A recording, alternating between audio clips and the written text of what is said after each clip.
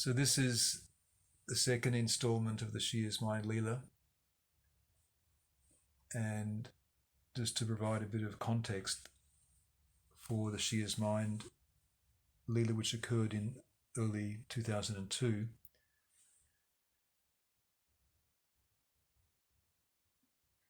in September or August of 2000, Julie and I went to the Mountain of Attention in Tatsundaram in service to beloved Adida and spent some time doing numerous things in service to him. And in October 2000, beloved suggested or indicated we should return to Australia, to Melbourne, and specifically to Julie. He told her that she needed to handle life business, look after her health, attend to foundation disciplines, and stay out of the Adidam Reformation business, and also specifically that she should become financially independent. So we returned to Melbourne, Australia. I should say that between 1992 and this time, Julie and I together and individually had gone from Australia back and forth to the US and to Fiji many, many times. It would be a Leela in and of itself, but this was one of those times. So then in October of 2001, we moved from Melbourne to Brisbane, which is a city in Queensland. Melbourne's in Victoria, to do some property investment as a means to create this financial independence.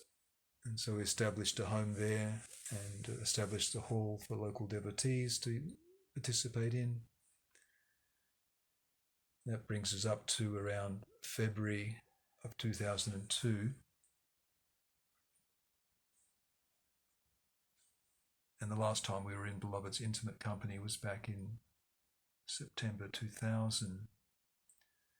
So we'd been attending to the business that he'd asked us to take care of. So we were living in Wynnum in Brisbane, Australia, and getting more serious about making money and handling life business. Julie was doing what she needed to do to gain some financial independence.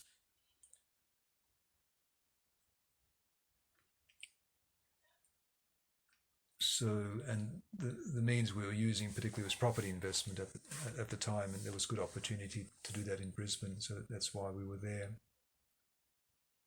And you wanted to read a diary entry from that time?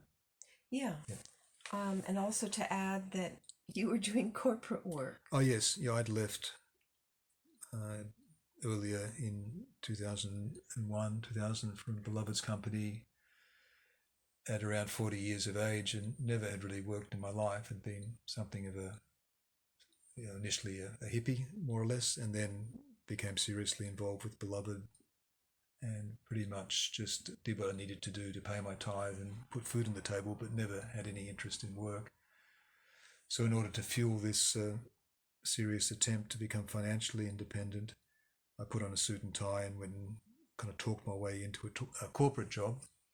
And so, yeah, I was doing something altogether different. As a young person, I vowed to myself that I would never, ever put on a suit and tie. It would seem like an abysmal choice, but here I was doing it as a means to get to the end of being financially independent.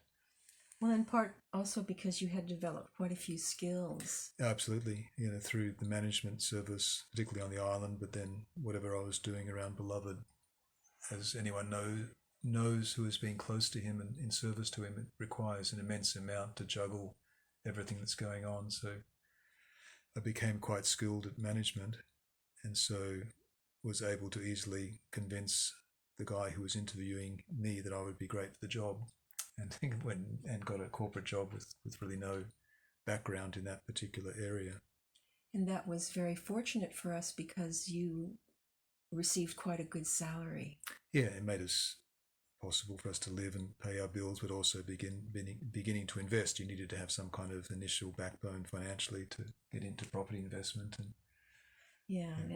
And I participated in that by helping to add income and have a tax record and all that was required to be able to begin this investing process. And we actually came into investment at a pretty good time because we were riding a wave and a boom, and there were grants that were given by the government. We received my father's help. We studied a lot about it, did a lot of due diligence, and I also then made use of the skills that Beloved had taught me. And I went to school earlier on to gain the capability to get jobs as a spa therapist and a beauty therapist. So I did a lot of work in really beautiful spas and spa retreats, and so we both together then could qualify to be able to do what was necessary to start property investing. So just a little bit addition to that, to give you some context of how we were following Beloved's instructions to us. And then I came across another diary entry that I thought would be useful to communicate, because in the midst of all of this, lo and behold, here is a poem that I wrote, and it expresses the tapas and the sense of a death that was occurring in my life and relationship to Beloved Adida. And this was in January 2002, which is just a month before Beloved contacted us in Wynnum, where we were living. And this is the poem. I am a dead woman walkin'. I'm a liar and a thief. I hear my voice talkin'. It is only full of grief. I hear a voice saying, shut up, bitch. Cannot be of belief. I cannot see the signs, so it makes me feel that you are the thief. I'm a dead woman walking. I'm a liar and a thief. But as I hear you talking, I do get some relief.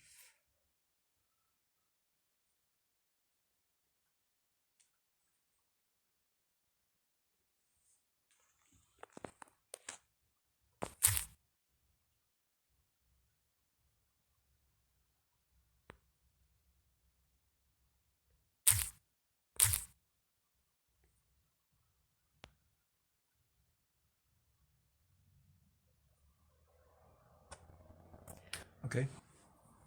So the other thing to add to this matter of financial backbone was that, as Nick mentioned, throughout all the years that we came and went from his direct household and in service to him, and as part of his ashram and on the different sanctuaries, we had to fuel all of that ourselves. And sometimes we would receive help from devotees, but it was really difficult to be able to do what we needed to do in response to his asking for us to return and to serve him, or our wanting to go on retreat. Yeah, predominantly we fueled our own airfares and life support finances through, whenever we were back in Australia, predominantly we'd get some kind of work and make enough money to get through the next leg of the journey.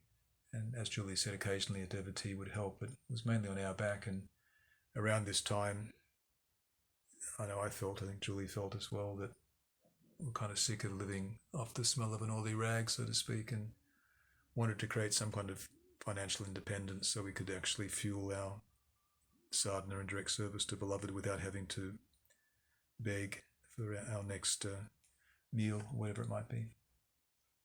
And this was a bit different for me, in the sense that I had lived in a situation in which I was fully supported previously in my direct intimacy with Beloved for many, couple decades or so. And so I knew that his instruction about how those who were to be in direct service to him or to be part of the gathering, the wider gathering in the institution, cultural community, or mission, I knew all the different means by which these devotees would be helped to be supported, or whether they would get stipends, or whether they should be supporting themselves. There was a lot of different agreements that were made with Beloved and with one another about how all this should work out. And as everyone understands very clearly, that it was often described as the hive. We had to be able to serve and be served and help one another at a very fundamental level, which, energy and money are very important to be able to fuel what Adida wanted to do and needed to do for his work. And also to be able to fulfill the right life and devotional and practical life disciplines, and to stay healthy. In particular, in my case, there was a lot of money that was required to do that. And so obviously I've always been very grateful to those who have helped to make that happen. But at this moment in time, it was very different. I was given the direction that to do this on my own, but he said I didn't have to do it alone. Right.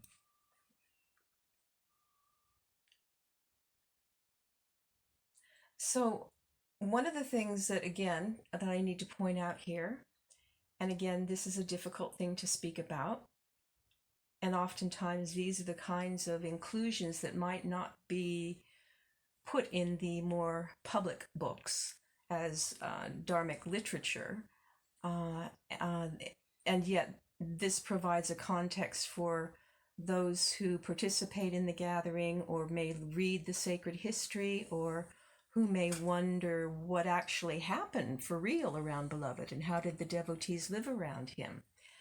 And also because of the fact that there is controversy around some of this in terms of the demonstration that happened around Beloved, or the way people may feel Adida and the way that he related to devotees and what their responsibilities were in comparison to what Adida's function was.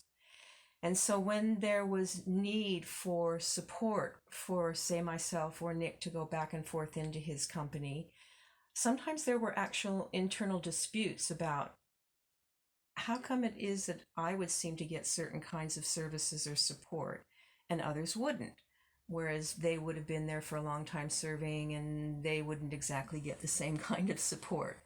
I mean, this isn't just for myself. This matter of support was always a very important issue for everyone, and most especially, it impacted Adida and his work and his ability, again, to be able to be free to do what he needed to do. And this was another means of having to handle business amongst ourselves and not lay this responsibility on him to fuel and provide the gifts that would then create financial support and backbone for the gathering. We actually had to do that and take it on as a responsibility. And then another side note to this is that, unbeknownst to me, Adida actually did give instructions to some devotees that he wanted to make sure that I was supported and that I was given whatever I asked for after I left in 1992 from being part of the Kanya order. And I actually wasn't told about this, and it wasn't indicated to me that I should ask for what I needed. It was only many years later that two different male devotees confessed to me, and this is out of their goodness of heart and the honesty of their relationship to Beloved, that they apologized that they didn't do what he had asked them to do. And I know I'm not the only one that these kind of breakdowns occurred with. This is what Beloved would describe as being the breakdown in the linking required in the mandala to be able to allow the whole process to work and be set right around him. So we'll go on to now being in Brisbane, and just before Julie was called by Beloved to return to participate in the Is Mind process. Okay, so February the 13th, I remember telling Julie that evening that I still had some lingering desires to pursue other sexual experiences, or erotic experiences, and we went into some detail about that.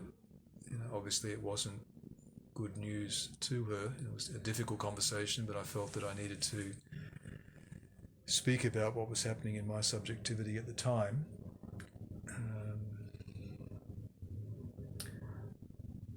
Not really knowing what it would lead to, other than to put it out there as part of a consideration, rather than just rotating in my subjectivity.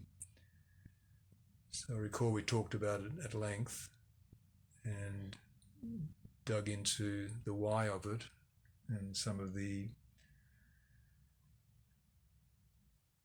patterning that moved me towards that impulse, including Oedipal patterning, aspects about our life at the time, our relationship at the time, what it was that I was seeking for in terms of obviously self-gratification, erotic experience, looking for verification of my prowess, if that's the right word. Not very, how to say it, deep spiritual impulses, much more of an ordinary impulse, but as I said, it was something that was needed to be addressed, needed to be spoken about, needed to be dealt with. So we had that conversation and didn't, as I recall, come to a resolve other than began a conversation about it. Didn't agree that yes, you should go and do this, or no, you shouldn't, or how we're going to go about this. It was more the beginning of a consideration. And this is an important moment and not unfamiliar to us to have these kinds of dialogues. Because in our relationship with Adida, as many, many, many devotees know, the matter of a full feeling confession that is necessary for self-understanding and self-transcending yoga to occur, these confessions need to be made in direct relationship to those to whom it is relating to, or those to whom you are accountable to. These kinds of confessions and considerations are an aspect of the yoga of consideration, and not that is the same as the teaching years that we did with Beloved, but it is a part of the process of self-understanding and the taking on of yamas and niyamas as a result of that. And we would not only have these conversations as intimate couples, but it was also understood that we should bring these conversations into a couples group and into our devotional groups with our men and women intimates.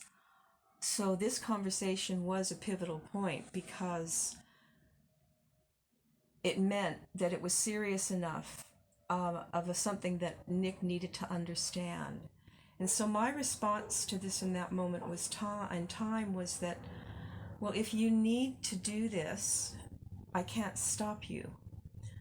But I did say to him, you're gambling your life away, possibly, and our relationship, and there will possibly be negative consequences.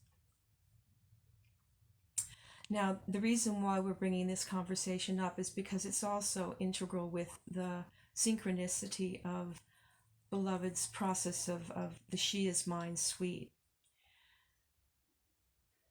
Now, the interesting part about this is that very same night, after we'd had this long conversation together, lo and behold, at 3 o'clock in the morning, Adida had asked Sukapur to call me directly. So when she woke me up and called me, the conversation that she had with me was that Beloved wanted me to come to resume the intimacy with him, the direct intimacy, and to participate in his image art making process. Well, this is a kind of a synchronicity that would happen often. My thoughts were very clearly he must have felt the significance of what was occurring in my relationship to him, to Nick, and altogether what was occurring in our attempts to handle responsibilities and handle our life business with one another. So my response was to him, "Beloved, you've saved me." And this was being said, ecstatically in the moment of Nick's seeming betrayal. And so I said to Beloved, "I am yours." Now, when I look back on this and feel why I said that to him at that moment in time, I do feel like it represents a kind of an error that creates a myth and an idealization of the relationship to Beloved. It wasn't known yet at that time that this is how I was responding was actually not a true recognition of him as he is. It was more of an expression of a relationship to Beloved that was rooted in an emotional sexual attachment and a reaction to a sense of betrayal. And then assuming that because of his psychophysical knowledge, so to speak, of what was occurring, then somehow or other he had saved me. And so I was then responding to him as though, yes, this is proof that I am infidelity to you. Whereas in fact it was more of just the Raymond Quandrus script still being played out and played upon and believed in. And that is all just a romantic and promising drama that actually is futile. I didn't really see it as that at that time, but again, this is integral with the She Is Mind suite. So after this conversation with Sukamai, she brought the conversation to Beloved, and also the confession of what had occurred between Nick and I, and that I was very available and willing and wanting to come to be with him. So the next day, on the 15th of February, I was on a plane to California and up to the Mountain of Attention. No.